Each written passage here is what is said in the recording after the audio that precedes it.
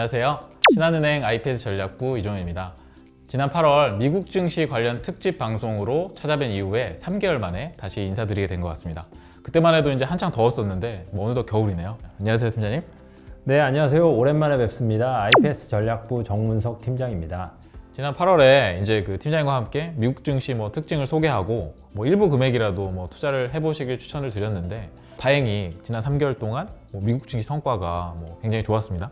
예, 그렇습니다. 선진 증시 상승세가 두드러진 반면에 중국, 한국 등 신흥 증시는 좀 상대적으로 좀 부진했습니다. 특히 이제 미국 증시는 다우, S&P 500, 나스닥 3대 지수 모두 연일 사상 최고치를 경신하고 있습니다. 네. 그래서 그런지 좀 전에 이제 스튜디오 들어오시는 팀장의 발걸음이 좀 상당히 좀 가벼워 보이셨던 것 같습니다. 자, 근데 이제 우리나라 투자자들은 어쩔 수 없이 한국 증시에 대한 관심이 가장 많고 또 투자도 많이 할 수밖에 없는데요. 최근에 이제 미국 증시와 한국 증시가 이렇게 좀 디커플링된 이유가 특별히 있을까요, 팀장님? 그러니까 인플레이션하고 테이퍼링 부담에도 불구하고 미국 증시가 좀 연일 강세를 보이는 이유는 두 가지 정도일 것 같아요. 네네. 첫 번째는 우려와는 달리 3분기 기업 실적이 상당히 견조했다. 네, 기업 실적이 좋았다. 네. 또 하나는 이제 자국 증시의 부진에 좀 지친 글로벌 투자자들이 너도 나도 미국 증시로 지금 투자하려고 하는 그런 현상. 우리 금융시장에서는 TINA라고 하죠. TINA. There is no alternative라고 하는데요. 주식 외에는 대안이 없다 이런 말인데 그렇죠. 네. 최근에는 미국 주식 외에는 답이 없다. 네. 심지어 이런 말로 쓰일 정도로 네. 미국 증시가 강세를 보이고 있습니다. 그런데 양 국가 증시가 이제 차별화되는 가운데서도 한 가지 공통점이 있는 것 같습니다. 네, 바로 이제 많이들 들어보셨겠지만 최근에 인플레이션인데요. 요새 이제 물가가 너무 많이 올라서 백화점에 가기보다는 이제 동네 마트를 좀 찾게 되는 것 같고요. 마트에 들려서도 좀 저렴한 물건이 없는지 좀 살펴보게 되는 것 같습니다. 최근에 이제 팀장님도 물가 체감하시죠? 네. 그렇죠. 네. 근데 이제 데이터만 보면 우리나라는 상대적으로 좀 그나마 나은 편이고요. 그러니까 한국의 경우 CPI, 소비자 물가지수 상승률이 계속해서 2%대를 유지하다가 10월 들어서 처음으로 3%대로 올라섰고요. 네. 근데 이 미국을 보면 10월에 이미 6%대를 6%요. 기록을 네. 하고 있습니다. 이 소비자 물가지수 기준으로는 30년 만에 최고치를 지금 보이고 어마어마하네요. 있고요. 네. 그러니까 원재료, 운송비, 인건비까지 안 오르는 게 없을 정도로 다 크게 오르고 있고, 그런데 이제 금융시장에서 일하는 저희 같은 입장에서는 물가 자체도 자체지만 네. 이러다가 경기까지 둔화되는 게 아니냐, 이런 우려가 어떻게 보면 더 좀 관심사다라고 네. 볼 수 있습니다. 그러니까 이제 경기는 둔화되는 흐름인 것 같은데 그 와중에 좀 물가도 지금 가파르게 오르고 있는 상황이다라는 말씀을 해주신 것 같은데요. 아마 이게 이제 최근 금융시장에 굉장히 큰 화두가 되고 있는 스태그플레이션에 대한 이야기인 것 같습니다. 얘기가 나온 김에 좀 그 스태그플레이션에 대한 정의를 좀 명확하게 내려주신다면 어떻게 말씀해 주실 수 있을까요? 네, 스태그플레이션은 경기 둔화를 나타내는 말인 스태그네이션하고 물가가 지속적으로 상승하는 현상, 인플레이션이죠. 네. 이 둘을 합친 말입니다.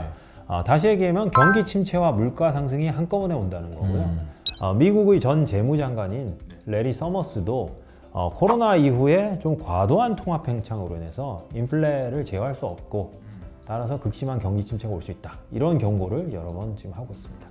자, 근데 좀 한 가지 좀 이해가 안 되는 게 있습니다. 자, 일반적으로 이제 경기가 좋으면 이제 기업들 실적이 좋고 그러면 이제 기업들이 투자를 많이 하게 되면서 고용을 늘리고 고용을 통해서 이제 소득이 늘어난 근로자들이 이제 소비를 많이 하면서 물가가 올라가는 게 이제 정상적인 흐름인데 아까 말씀하신 이제 스태그플레이션 상황에서는 경기가 좋지 않은데도 물가가 상승한다는 말씀이신 거잖아요. 공부 많이 하셨네요. 네. 이게 스태그플레이션이라는 게 사실 일반적으로 나타나는 현상이 아니라 좀 특수할 때 나타나는 현상이라고 네. 보시면 됩니다. 기업의 입장에서 한번 생각을 우리가 한번 해볼게요. 최근처럼 원재료 가격이 급등하게 되면 기업 입장에서는 제품 가격을 안 올리면 손실이 발생하잖아요. 그렇죠. 그러니까 제품 네. 가격을 보통 이제 올리려고 합니다. 근데 제품 가격을 올리면 소비자들이 크게 반발을 하겠죠. 네, 그렇죠. 이제 뭐 기름값을 예로 들어보면 몇 달 전만 해도 한 1,000원 초반대 하던 기름 가격이 1,800원, 1,900원 이렇게 하면 아무래도 이제 뭐 차를 뭐 타기보다는 대중교통을 먼저 찾게 되는 뭐 그럴 수 있는 것 같습니다. 예. 그래서 이 시장 지배력이 낮은 기업의 경우에는 가격을 안 올리면 손실이 커지고 그렇죠. 가격을 올리면 소비자들이 안 사니까 안 사고. 결과적으로는 생산량을 줄일 수밖에 없는 거죠. 그러니까 뭐 결국에 이제 원재료 가격 상승이 이제 기업들의 생산 감소로 이어지면서 결국엔 뭐 이제 성장도 위축시키는 뭐 결과를 이제 초래하게 되는 거군요. 근데 반대의 경우도 생각을 해볼 수 있을 것 같은데요. 예를 들어서 이제 가격 전가력이 높은 기업들, 뭐 예를 들면 우리가 또 이런 기업들의 제품은 뭐 사지 않으면 안 되는 뭐 어떤 그런 물건들이 있을 수 있잖아요. 뭐 그런 경우에는 기업들이 생산량이 유지되니까 문제 없는 거 아닌가요? 네, 좋은 말씀입니다. 시장 지배력이 있는 기업의 경우에 당연히 제품 가격을 올리게 되겠죠. 네. 근데 이제 소비자 입장에서는 소득이 일정하다고 보면 그 제품에 대한 지출이 더 늘어나기 때문에 다른 제품에 대한 지출을 줄일 수밖에 없겠죠. 그렇죠. 결과- 소득이 일정하니까. 예, 네. 그러니까 결과적으로 이렇든 저렇든 전체 소비는 줄어드는 결과가 초래되는 거죠. 네. 그래서 앞서 이제 스태그플레이션이 경기 둔화와 인플레가 같이 오는 거다라고 말씀을 드렸는데 좀 더 엄밀하게 말씀을 드리면 인플레이션이 단기에 너무 급격히 올라서 결국 경기 둔화까지 초래하는 현상. 네. 이렇게 이해하시는 게 좀 더 좋을 것 같습니다. 네네. 뭐 말씀해주신 내용을 정리를 하면 비용을 전가하는 기업이든 아니든 어떤 경우에도 한쪽은 생산 감축, 또 한쪽은 이제 뭐 소비 감소로 이제 연결되면서 뭐 결국에는 이제 스태그플레이션을 초래하는 뭐 그런 경우가 되는 것 같습니다. 그러면 혹시 과거에 이런 사례가 있었는지 좀 살펴보면 더 좋을 것 같습니다, 팀장님. 네, 스태그플레이션이라고 하면 누구나 다 연상하는 시기는 1970년대입니다.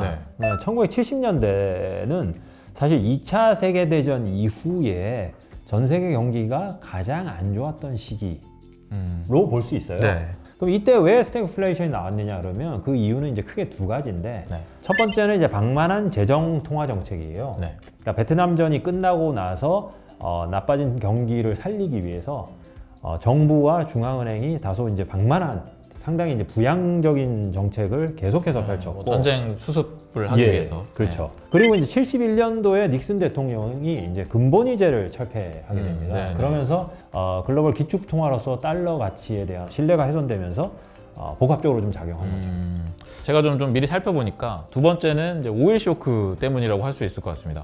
1973년 이제 중동 전쟁에서 패한 이제 아랍의 산유국들이 이제 이스라엘을 지원했던 서방 국가들에 대한 어떤 그 석유 금수 조치와 함께 원유 가격을 뭐 대폭 올렸습니다. 이제 1차 석유 파동으로 이제 불리고 있고요. 근데 이제 여기서 끝이 아니라 이제 1979년에는 이제 이란 혁명으로 실권을 장악한 호메이니가 어떤 미국과의 단교를 선언을 하면서 원유 수출을 중단하고 이게 이제 2차 석유 파동으로 이어졌습니다. 자, 이 당시 유가가 어마어마했죠, 팀장님. 예, 1970년대 초에 2달러, 배럴당 2달러 하던 국제 유가가 70년대 후반이 되면 40달러까지 뜁니다. 네. 10년 안 되는 기간 동안 20배가 뛴 거죠. 그리고 이제 당시 전 세계 에너지 시장에서 석유의 비중이 50%가 넘었다고 해요.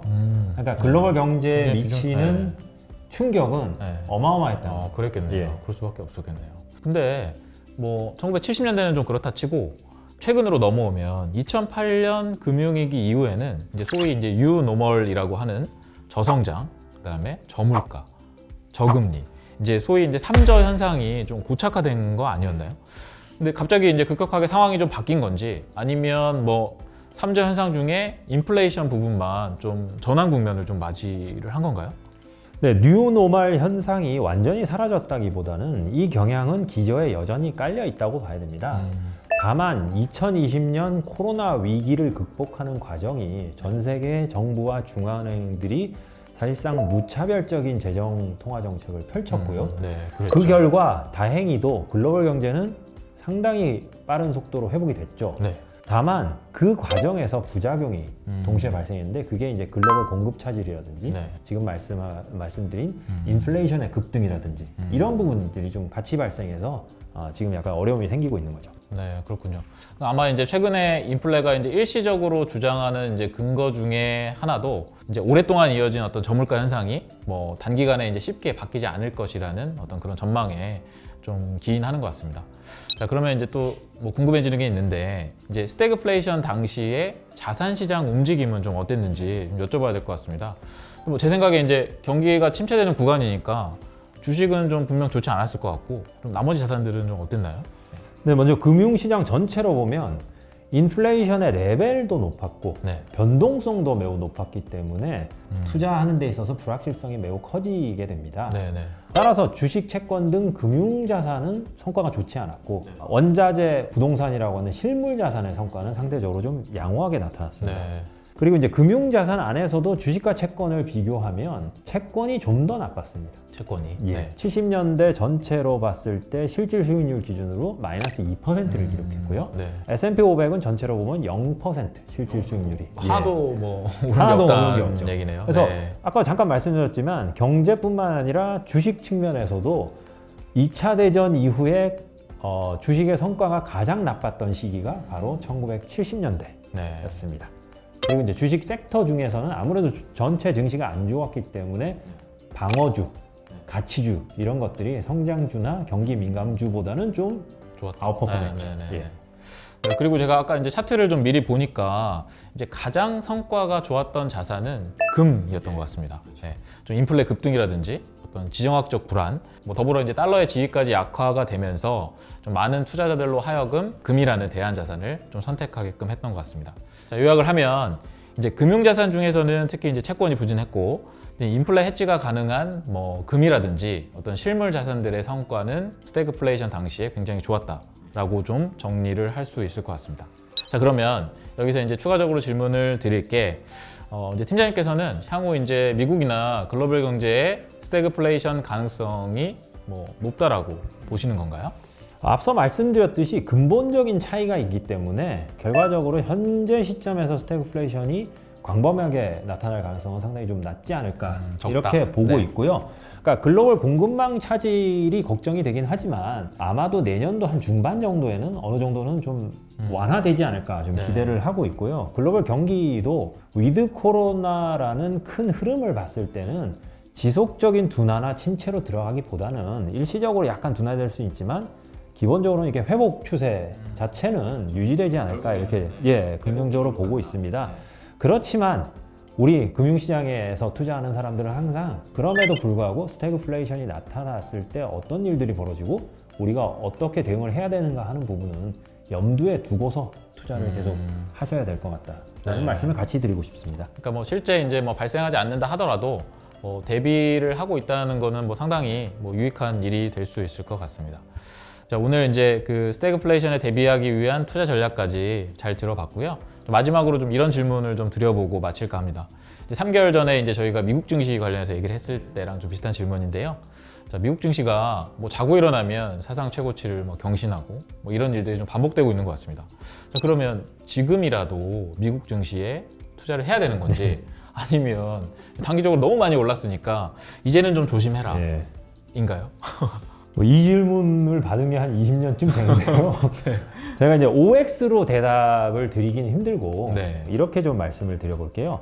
우리가 코로나 이후 전체 금융시장을 한번 돌이켜보면 코로나 위기 이후에 한 1년 반 정도는 사실상 무차별적인 강세장. 네, 그렇죠. 어떤 주식을 사든 어떤 자산을 사든 사실 다 올랐다. 대부분 올랐어요. 네네.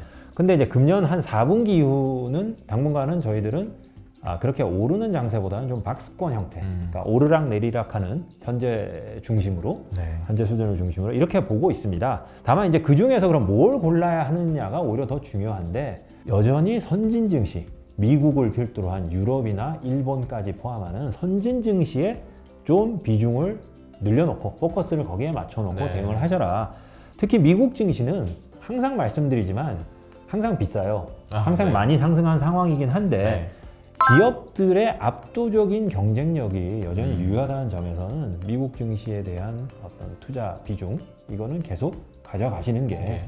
결과적으로 좀 좋은 성과를 내지 않을까 이렇게 말씀을 드리고 싶습니다. 네, 우문현답이셨던 것 같습니다. 자, 오늘 이제 스태그플레이션에 대한 정의부터 그다음에 투자 전략 그리고 마지막에는 뭐 미국 증시에 대한 지속적인 관심까지 많은 말씀을 해주셨던 것 같습니다. 자, 답변 감사드리고요. 저희는 다음에 더 좋은 내용으로 찾아뵙도록 하겠습니다. 감사합니다. 지난 8월 뭐였지? 미국 증시. 죄송합니다. 다시 처음 갈게요. 스탠바이. 갑자기 생각나서. 야, 누가 빨리 오라고 했어? 아니요. 에? 아니. 그래? 급한 일이 있는 거 그러니까 아니야? 이렇게 저기 구박하고